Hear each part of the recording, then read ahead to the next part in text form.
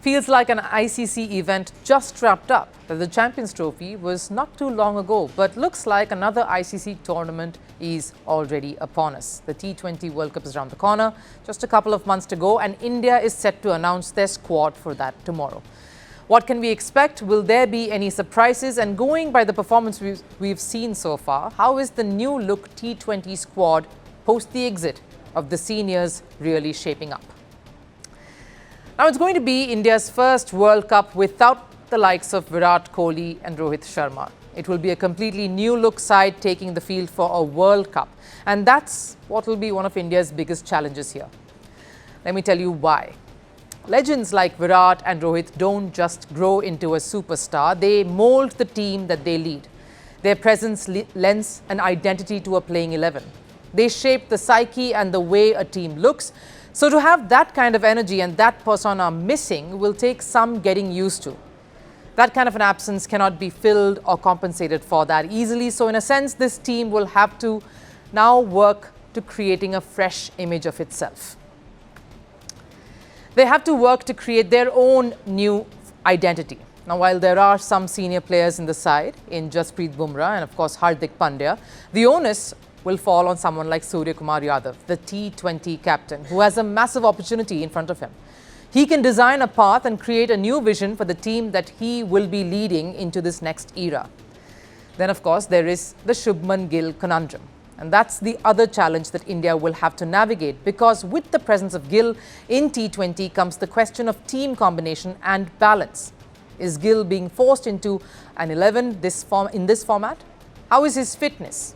Is that going to be a cause for concern with the World Cup not too long away? What plans do the management have when it comes to India's top order in this format?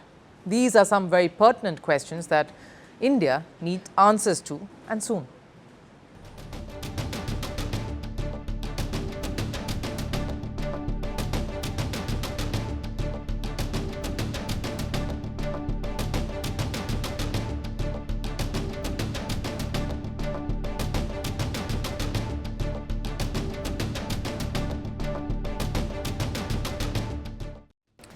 The batting makeup of India's T20 side has changed quite a bit over the last many months. A talent like Yashasvi Jaiswal, who can terrorize any bowling attack, has been kept out.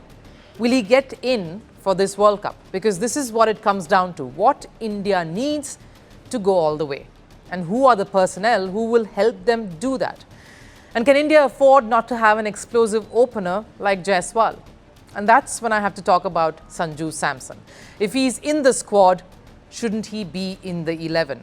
If Sanju Samson and Jitesh Sharma are your wicket-keeping options, then who gets in and in place of whom? That's a quandary that they at least need a plan for.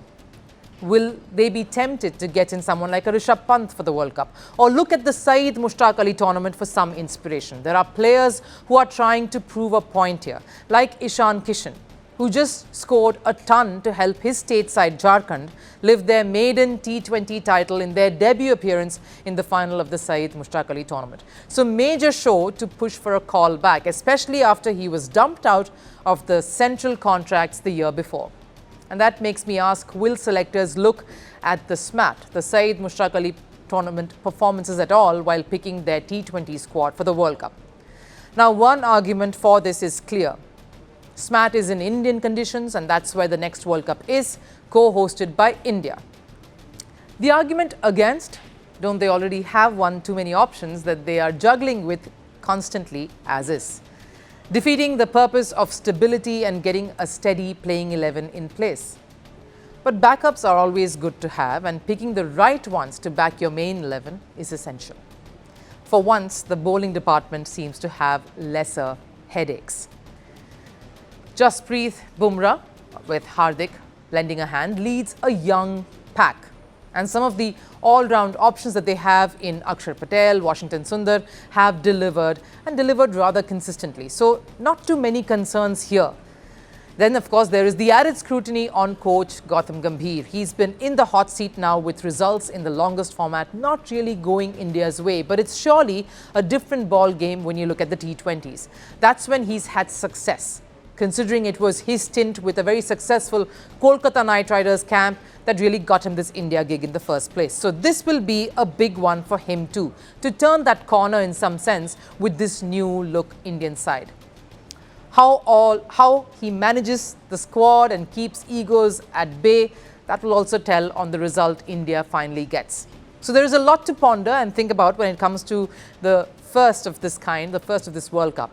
It's a very important one for India in their quest to put their best foot forward for the next era of Indian cricket. I was born into privilege, but I sold myself as the voice of the poor. I led a revolution in the mountains and marched into Havana as a hero. I promised freedom, equality, dignity. What I built was a one-party state. I survived invasions, embargoes, and enemies, but my people survived shortages in silence. Some called me El Comandante. History calls me something else. A dictator. Who am I?